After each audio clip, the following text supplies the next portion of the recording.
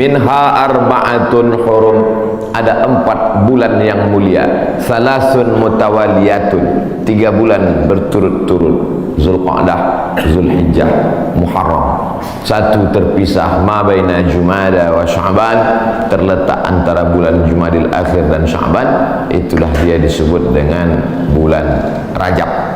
Makanya Nabi berdoa khusus bulan Rajab, Allahumma barik lana fi Rajab wa Sya'ban, berikan kami berkah di bulan Rajab dan bulan Sya'ban, wa ballighna Ramadan, sampaikan kami ke bulan Ramadan. Ketika saya berdoa minta Rajab, bapak-bapak mengaminkan. Ada ibu-ibu satu diam aja.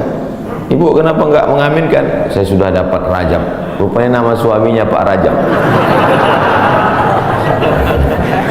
Rajab artinya tarjib. Tarjib.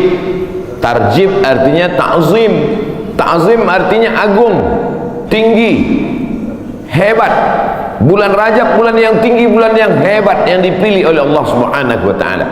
Amal yang paling afdal di bulan Rajab adalah amal yang paling mulia. Apa amal yang paling mulia? As-shaumu li wa ana ajzi bihi. Puasamu itu untukku, aku yang memberi balasannya. Maka paling afdal, paling bagus bulan Rajab ini adalah puasa. Dan hari ini kita jatuh pada hari Kamis. Siapa yang puasa hari ini, maka dia dapat 3. Saya niat puasa qadha hari ini, kata ibu, kata bapak, otomatis dia dapat 3. 1, qadhanya lunas. 2, dapat pahala puasa Kamis. 3, dapat pahala puasa sunat Rajab. Saya tak bisa Pak Ustadz, kenapa? Tadi enggak niat. Kamis depan, mudah-mudahan masih hidup.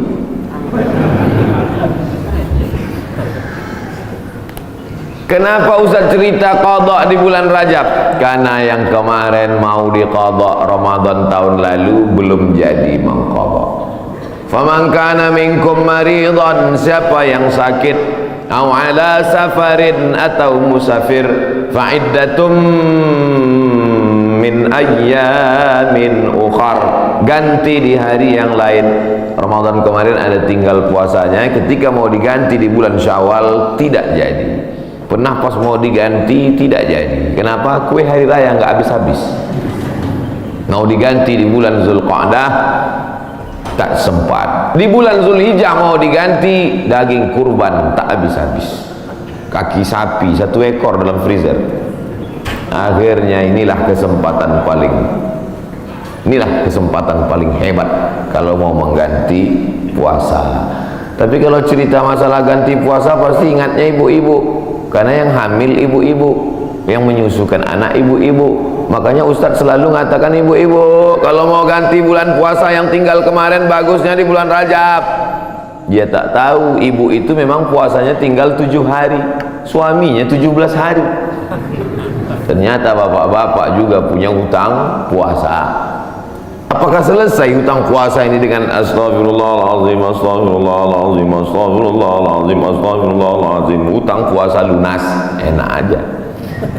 Man mata, siapa yang mati, wa alaihi siyamun, punya hutang puasa, shoma anhu waliyuhu, ahli warisnya wajib menggantikan puasanya. Hadis sahih. Tidak bisa diganti dengan istighfar, tidak bisa diganti usolli sunata taubat rakaataini lunas 60 hari lillahi ta'ala, nggak bisa guys. Oleh sebab itu maka puasa yang tinggal kemarin mesti diqadha. Faman kana minkum maridan, siapa yang sakit Ramadan kemarin, aw ala safarin, atau musafir jarak qasar salat 89 km, fa iddatum min ayyamin ukhar, ganti di hari yang lain di luar Ramadan. Wa 'alal ladzina yutiqunahu, siapa yang tak sanggup puasa karena sakit keras. Pak Ustadz, saya nggak bisa puasa di Ramadan, nggak bisa puasa di Syawal, nggak bisa puasa di Zulqa'dah, Zulhijjah, Muharram, Safar, Rabiul Awwal, Rabiul Akhir, Desember, Januari, Februari, Maret, April, Mei, Juni, Juli nggak bisa puasa. Kenapa nggak puasa? Usus saya sudah dipotong pendek. Bentar-bentar lapar, bentar-bentar lapar, bentar-bentar lapar. Sampai mati nggak bisa. atau kena penyakit mah akut, atau kena diabetes mellitus akut, atau kena jantung akut, atau apapun sebabnya, atau kena tua renta 70-80 nggak bisa puasa, fa'iddatu min ayamin ukhar, bagi yang musafir dan sakit. Tapi bagi yang nggak sanggup sampai mati, fidyatun ta'amu miskin, bayar fidyah makan 1 hari fakir miskin. Bagaimana dengan perempuan hamil dan menyusukan anak? Masuk yang mana dia? Kalau dia musafir, sakit, ganti. Kalau sakit keras, tua renta, bayar fidyah. Perempuan yang hamil dan menyusukan anak tidak disebut dalam ayat ini, maka ulama berijtihad, lain kepala lain isinya, rambut sama hitam isinya macam-macam. Perempuan yang hamil dan menyusukan anak, 3 mazhab ulama. Mazhab yang pertama menurut Imam Abu Hanifah, mazhab Hanafi, hanya mengqadha saja. Jadi kalau ada ustadz mengatakan ibu-ibu yang hamil menyusukan anak tinggal puasanya qadha saja, itu berarti mazhab Hanafi. Sedangkan mazhab Abdullah bin Abbas mengatakan bayar fidyah saja. Ibu pilih yang mana? Mau qadha aja atau bayar fidyah? Saya qadha aja Pak Ustaz, saya kalau keluar duit nih malas. Ibu pilih mana? Saya nggak tahan lapar Pak Ustaz, mau membawanya mau ngemil ngunyah aja, jadi saya bayar aja. Yang mau qadha saja mazhab Hanafi, yang bayar fidyah saja pendapat Abdullah bin Abbas. Mazhab Syafi'i yang mana? Mazhab Syafi'i lihat dulu dia tak puasa karena apa. Kalau dia tidak puasa karena dirinya, karena lemah, karena tak mampu, qadha saja. Tapi kalau ada unsur anaknya, kenapa ibu tak puasa? Janin saya lemah, sudah diperiksa USG oleh SPOG, spesialis obgyn kandungan, katanya janin lemah. Ibunya sehat tapi janinnya lemah, maka kalau sebab anaknya dia tidak puasa, maka dia kena 2 double, bayar fidyah dan puasa qadha. Laki-laki mesti tahu. Saya untuk apa tahu? Saya kan nggak hamil dan menyusui, istrimu hamil dan menyusui. Itulah untungnya ibu-ibu yang suaminya pengajian, pulang dia dari sini nanti diingatkannya, ibu nanti hari Senin kau puasa. Tapi kalau suaminya Fir'aun, ibu sedang puasa pun disuruhnya buka puasa. Apa ibu puasa? Bapak ibu yang dimuliakan Allah, ar-rijalu qawwamuna 'alan nisa. Berapa banyak puasa ibu, maka suami ikut bertanggung jawab. Kenapa? Karena istrinya itu tidak puasa gara-gara suaminya. Coba kalau kau tengok saja istrimu itu. Oleh sebab itu maka tanggung jawab luar biasa di hadapan Allah Subhanahu wa ta'ala. Itulah maka saya sampaikan subuh ini tentang pentingnya mengganti puasa di bulan Rajab, karena ini salah satu kemuliaan, dapat double 2 pahala yang diberikan Allah Subhanahu wa ta'ala. Masih ada kesempatan 13 hari lagi. Kalau mau diqadha pakai puasa Nabi Daud, bagus. Yasumu yauman wa yuftiru yauman. Puasa ini bagus karena saluran darah kita ini mampet. Saluran darah ini sama seperti saluran air, karena di dalamnya banyak lemak-lemak, banyak kolesterol, akhirnya tersumbat. Coba hidupkan keran air kencang, tapi pipanya digulung. Kerannya kencang, pipanya digulung. Apa yang terjadi? Bam! Pecah pembuluh darah. Oleh sebab itu salurannya mesti bersih. Bagaimana membersihkan saluran air? Ada serbuk yang menghilangkan minyak-minyak. Bagaimana cara membersihkan saluran darah? Maka bakteri-bakteri, kuman-kuman, penyakit-penyakit, kolesterol bisa habis bersih. Kenapa? Diri memakan diri sendiri dengan menahan makan minum selama dari pagi sampai petang. Makanya orang kalau cek darah dia nggak boleh makan minum. Saya dulu ketika cek dari ujung rambut sampai ke ujung kaki, Ustaz Somad besok medical check up, datang jam 10 pagi ke rumah sakit. Baik Pak Dokter, tapi syarat darahnya harus bersih. Gimana cara membersihkan darah Pak Dokter? Dari pagi sampai cek darah jangan makan berat, jangan sampai masuk nasi uduk, ayam penyet, ayam patah, ayam mati, ayam supaya darahnya bersih. Baru saya paham, rupanya membersihkan darah dengan tidak memasukkan makanan.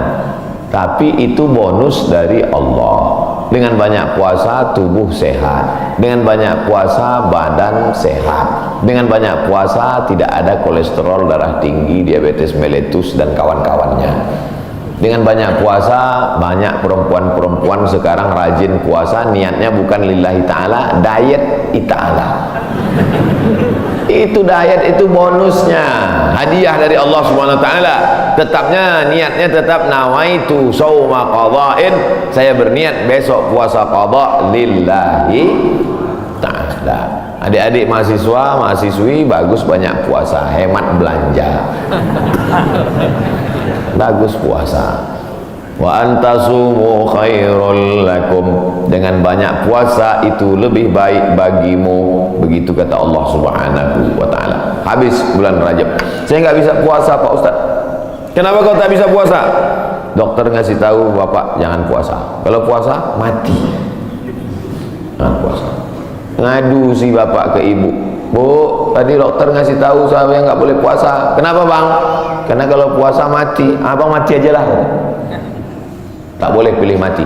Kalau pilih dua, antara sakit atau mati, tidak boleh pilih mati. La tulqu bi aidikum ila tahlukah. La tulqu bi aidikum ila tahlukah. Jangan jerumuskan dirimu ke dalam kebinasaan. Maka jangan memilih mati daripada puasa. Kita diberi keringanan oleh agama Islam. Saya mau mengisi bulan ini Pak Ustadz, tapi puasa nggak sanggup. Banyak-banyak sholat sunnah. Sholat sunat wudu. Usolli sunnatal wudu raka'ataini lillahi ta'ala. Bilal, sini. Ada apa ya Rasulullah? Sami'tu dafan alaika baina yadayya fil jannah. Ku dengar suara gesekan sendalmu dalam surga. Bilal, kedengaran suara sendalnya dalam surga. Kresek, kresek, kresek, kresek, kresek. Sendal kalau digesekkan ke tanah berbunyi kresek, kresek. Apalagi sendal baru. Kresek, kresek. Bilal, aku dengar suara gesekan sendalmu dalam surga. Apa amalmu Bilal? Kata Bilal, aku tidak pernah meninggalkan sholat sunat wudu. Habis wudu, sholat sunat wudu 2 rakaat. Bagi yang biasa pakai usolli, usolli sunnatal wudu. Bagi yang tidak pakai usolli, dalam hati saja. Allahu Akbar. Niatnya sah dalam hati. Saya termasuk yang tidak mewajibkan melafazkan niat. Tapi bagi yang melafazkan jangan sampai dibid'ahkan, disalahkan. Karena niat itu letaknya di hati, cuman hati kita kadang bimbang, goyang, ragu. Untuk menguatkan hati maka diucapkan di mulut. Tiba-tiba masuk masjid, Allahu Akbar. Dalam hati ragu, ini tahiyatul masjid apa qobliyah? Ragu dia, ini tahiyatul masjid apa qobliyah? Niat tidak bisa setelah takbiratul ihram. Niat itu sebelum takbiratul ihram atau dalam takbiratul ihram. Pilih antara dua. Oleh sebab itu maka untuk menguatkan apa yang dalam hati, saya salat qobliyah subuh, usolli sunnatas subhi rak'ataini qabliyatan lillahi ta'ala. Saya tadi masuk sudah azan, waktu hanya cukup 2 rakaat. Pilih mana? Kalau cepat datangnya tahiyatul masjid dulu, setelah tahiyatul masjid baru qabliyah. Tapi kalau datangnya lambat,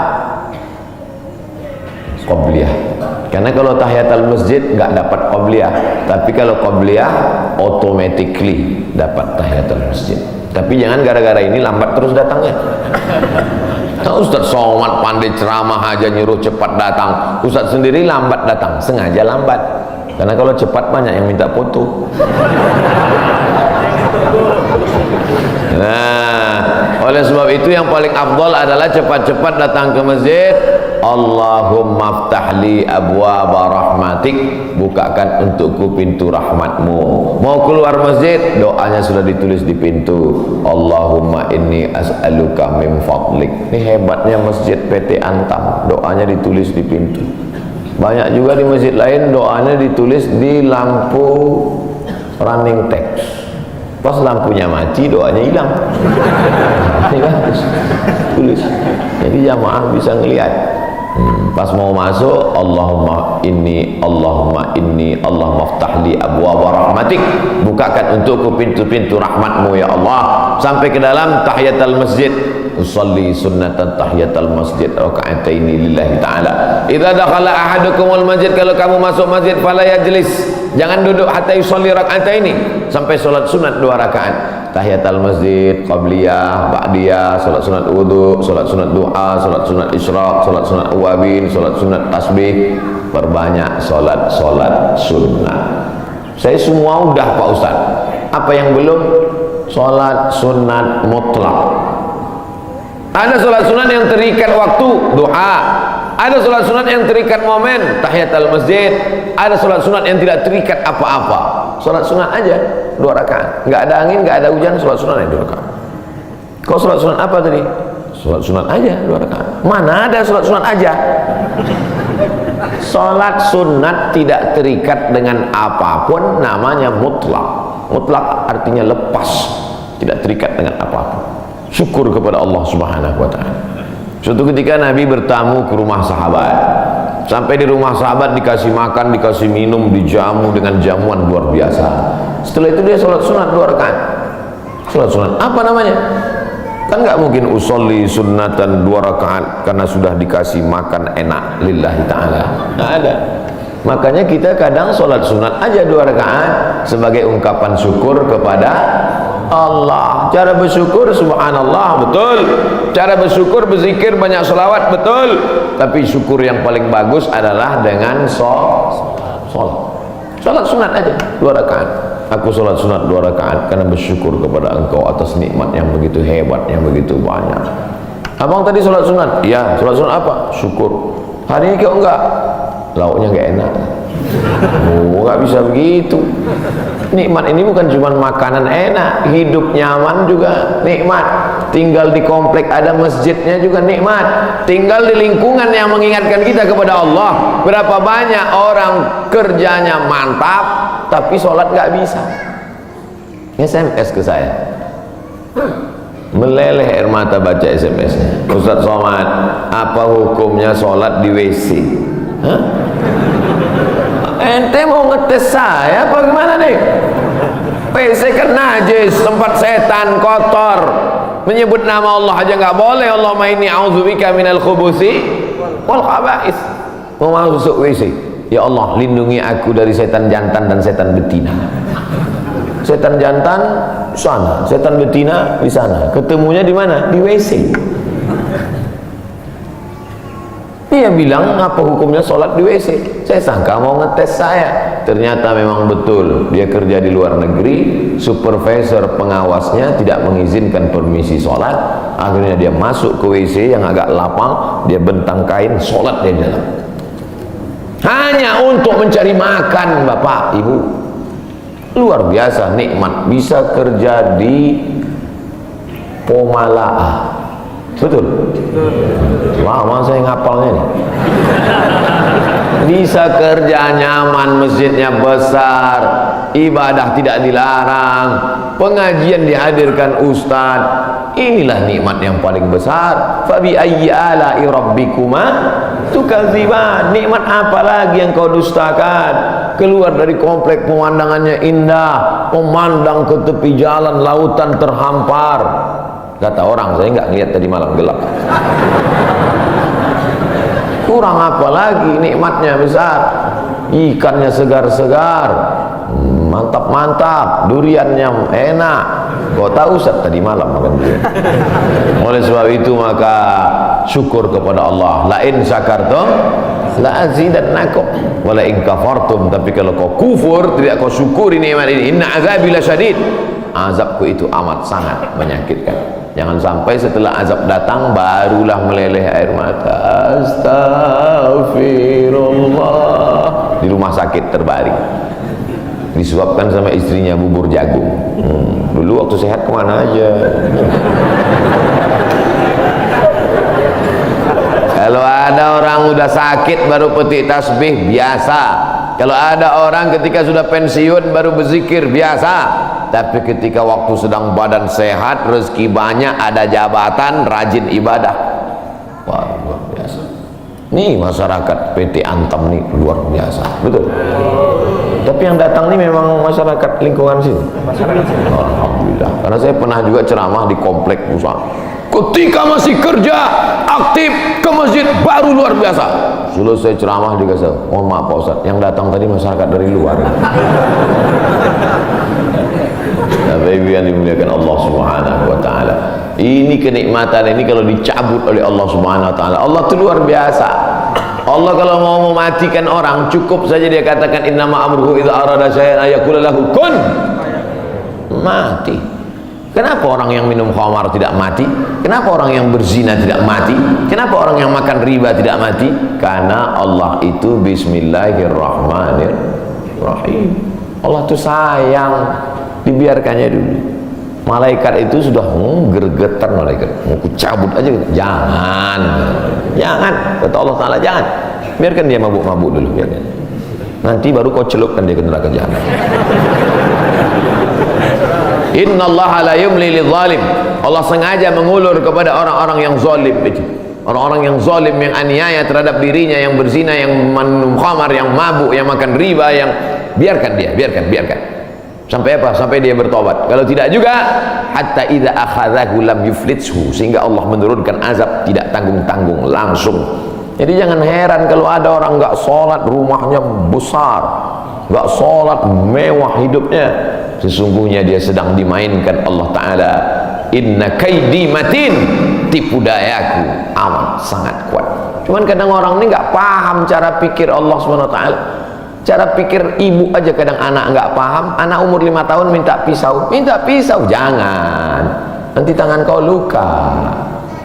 Tapi ketika kita memahami Allah, yang kita ikut ini, kita ikut Allah atau Allah ikut kita?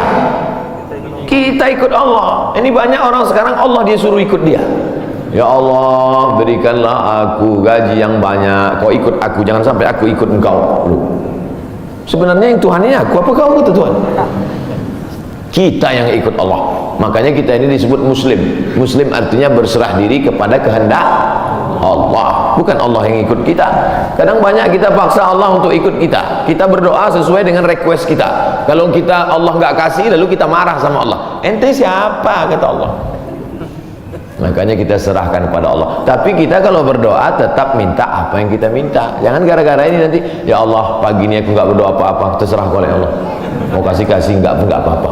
Oh jangan. Nabi malah kalau berdoa sebut nama. Allahumma a'izzal islama bi umarain. Ya Allah kuatkan Islam ini dengan 2 Umar. Waktu itu ada 2 Umar yang paling hebat, paling gagah, paling perkasa di Makkah. Satu Umar bin Khattab, satu Umar bin Hisham. Umar bin Khattab, Umar bin Hisham. Ya Allah, Islam ini akan kuat kalau 2 orang ini masuk Islam. Masuk Islamlah 2 orang ini, ya Allah. Umar bin Khattab atau Umar bin Hisham. Saya sebut Umar bin Hisham, banyak bapak ibu nggak kenal. Tapi kalau saya sebut nama kerennya, Umar bin Hisham Abu Jahal. Makanya kalau kenalan sama orang jangan cuma tanya satu nama, tanya nama satu lagi. Banyak orang ini namanya macam-macam. Nama siapa? Abdul Somad. Di Facebook Anton. Nah, nama saya di mana-mana tetap Abdul Somad. Nama Abdul Somad. Instagram Abdul Somad Official. Cuman mau ngasih tahu aja supaya di follow. Bapak Ibu yang dimuliakan Allah Subhanahu wa taala. Jadi kalau masih bisa sehat, beribadahlah. Karena sampai masanya nanti udah sakit nggak bisa beribadah. Parahnya lagi, sudah sakit pun nggak ke masjid juga. Makanya walaupun sakit datanglah ke masjid. Nggak bisa sholat di depan, sholat di belakang. Malu sholat di belakang, di emperan. Nggak bisa juga sholat, kasih tahu biar kami sholatkan. Jangan segan-segan. Bapak Ibu yang dimuliakan Allah Subhanahu wa taala. Saya Pak Ustaz nggak bisa puasa, sholat sunat. Sholat sunat pun nggak bisa Pak Ustaz. Baca Quran. Duduk, nggak bisa tegak, nggak bisa rukuk, nggak bisa sujud, buka Quran. Bismillahirrahmanirrahim. Tapi katanya baca Quran auzubillah Pak Ustaz. Oke. A'udzubillahi minasyaitonir rajim. Bismillahirrahmanirrahim. Ya ayyuhan nas, wahai manusia. ittaqu rabbakum, takutlah kamu kepada Allah. Inna zalzalatas saati syai'un azim, sesungguhnya bumi akan bergoncang dan hari itu kiamat terjadi, azabnya amat sangat kuat. Membaca itu ketakutan, langsung pulang ke rumah sedekah. Berapa? 500 perak. Jadilah daripada sebelumnya hatinya tertutup. Itulah orang-orang ketika dibacakan ayat kepadanya, zadathum imana, bertambah imannya. Surat Al-Hajj. Apa ayat yang kau lihat? Sesungguhnya saat itu Allah sedang menegur engkau. Wa taran nasa sukara, kau lihat manusia waktu itu seperti mabuk. Wa mahum bisukara, mereka bukan mabuk. Jalan sempoyongan mau tumbang di atas bumi, mereka mabuk? Bukan. Kenapa mereka tidak mabuk? Walakinna adzaballahi syadid, tapi saat itu azab Allah amat sangat menyakitkan. Sempoyongan jalan macam zombie. Kenapa? Karena kerak bumi waktu itu tercabut. Kita sekarang kan bisa tenang ini karena kerak bumi ini bisa normal. Kerak bumi ini ada pakunya, sampai masanya pakunya itu copot. Apa pakunya? Wa takunul jibalu kal ihnil manfush. Waktu itu paku-pakunya gunung-gunung seperti bulu kambing dihembus angin. Ada kalanya Allah menyebut kal ihnil manfush, ada kalanya disebut kal farashil mabsus, seperti rayap yang berterbangan, seperti nyamuk yang berterbangan, habis semuanya. Kalau Gunung Bromo, Gunung Kidul, Gunung Merapi, Gunung Kelut seperti rayap yang berterbangan, lalu kita seperti apa? Kalau ada tetangga bapak yang sombong, yang angkuh, ambil rayap, hembuskan ke mukanya. Begitulah nanti saudara. Kalau Gunung Kidul, Gunung Bromo, Gunung Merapi seperti rayap, lalu kau seperti apa nanti di hadapan Allah? Dua kemungkinan, dia taubat atau makin ngamuk. Kita ini nggak ada apa-apanya. Yang disombongkan itu apa? Yang diangkuhkan itu apa? Maka mesti banyak-banyak ibadah. Itu yang akan dibawa menghadap Allah Subhanahu wa ta'ala. Tadi malam ada yang ngirim ke grup WhatsApp percakapan antara ayam dan anaknya. Bapak ibu udah dapat? Apa kata anak ayam?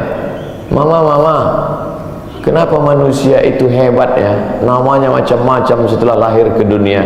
Ada Abdul Somad, ada yang lain-lain. Sementara kita semuanya namanya sama, ayam.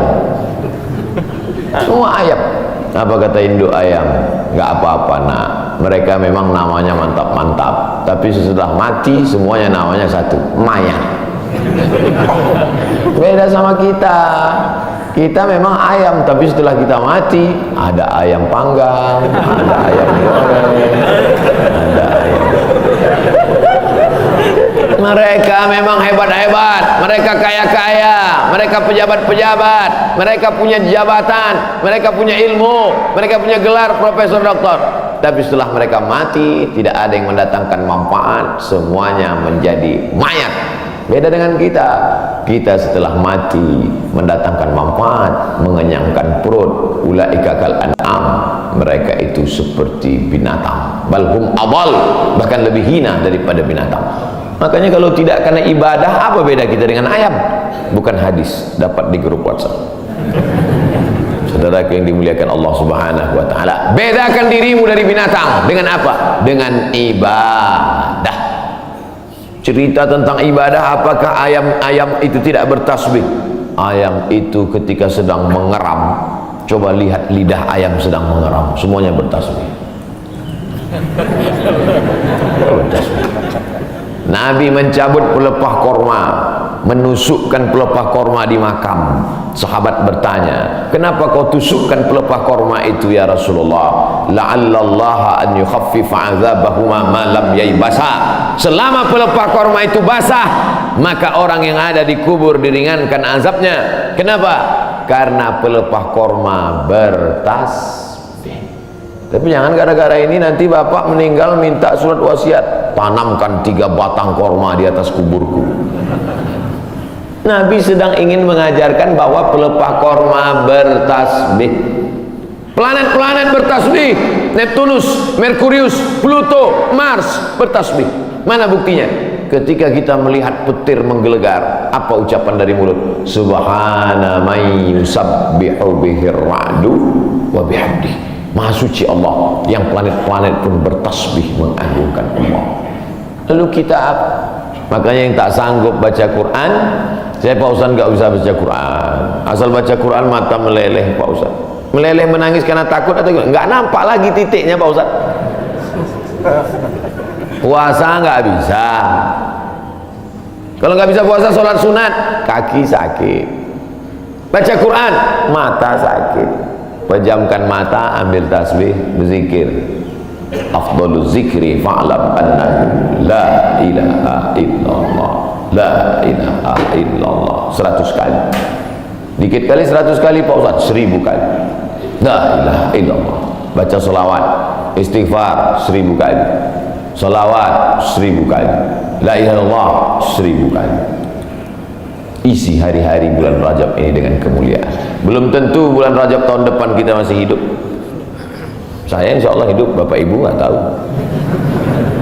Yakin sekali Ustaz Somad ini. Mati jangan dicari, tapi kalau dia datang kita tidak akan bisa lari. Ainama takunu yudrikumul maut. Dimanapun kau berada, mati akan datang menghampirimu. Walau kuntum fi burujim musyayyadah. Walaupun kau berada di dalam tembok yang sangat kokoh. Dulu orang Arab kafir musyrik dibuatnya tembok, masuk dia ke dalam, sembunyi. Oh, pertanyaan, saya sangka surat kematian. Kita akan dituntut di hadapan Allah Subhanahu wa ta'ala. Begitulah Allah. Jadi intinya, isi bulan Rajab: pertama puasa, kedua sholat sunat, ketiga baca Quran, keempat zikir. Saya 4-4-nya udah Pak Ustaz, mantap. 4-4-nya belum Pak Ustaz, mulai hari ini. Puasa sunat niatnya boleh setelah sholat subuh. Pulang dari sini sampai rumah, lihat lemari makan, nggak ada makanan, puasa sunat. Tapi dengan syarat dari azan subuh tadi nggak masuk apa-apa. Jangan sampai udah 3 batang masuk.